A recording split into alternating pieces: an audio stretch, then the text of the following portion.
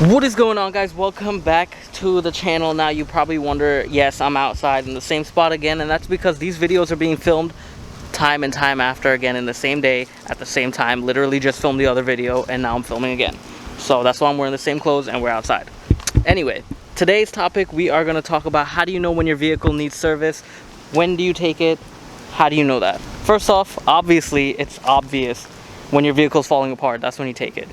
No, I'm completely kidding. Don't let it fall apart. Definitely take it in for service. Read your owner's manual. You'll definitely be able to tell when it needs to be serviced. Certain things like transmission fluid replacement is probably every 60K, but like I say, I do it every 30.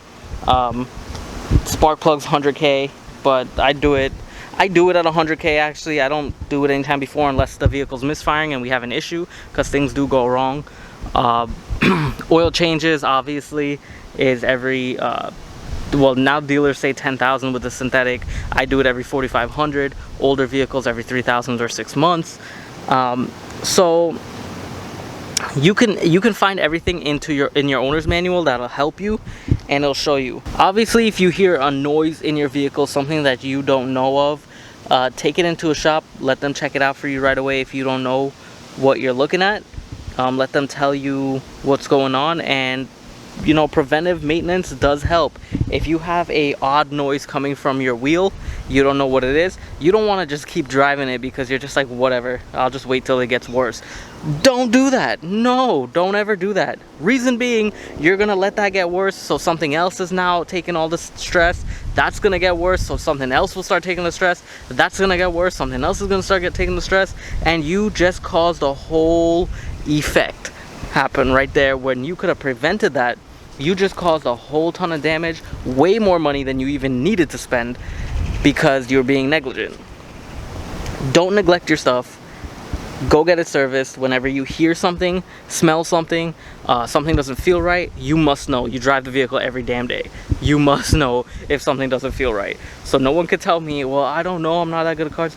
If you're driving and you hear brakes squealing, that must probably mean you ain't got no brakes. And if the pedal goes to the floor, that definitely means you ain't got no brakes. So go get that shit checked out.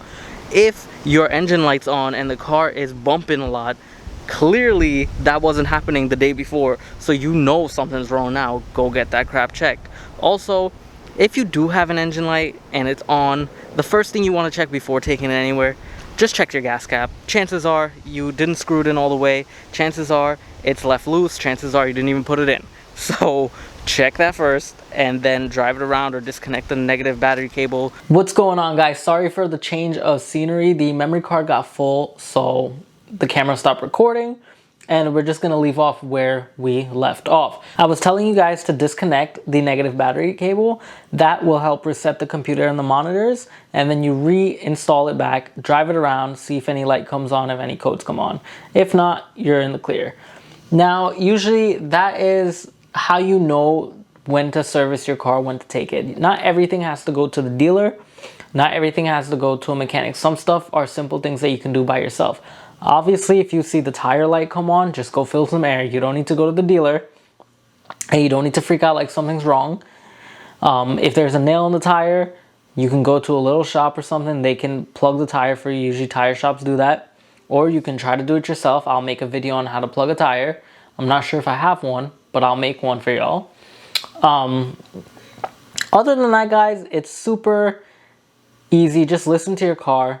Just try to understand what you have, and things will go fine. Read your owner's manual. It's there for a reason. It'll tell you. And if you don't even want to read the owner's manual, go online, and everything is there online nowadays. You can find everything on Google. Super easy. Forums, super easy.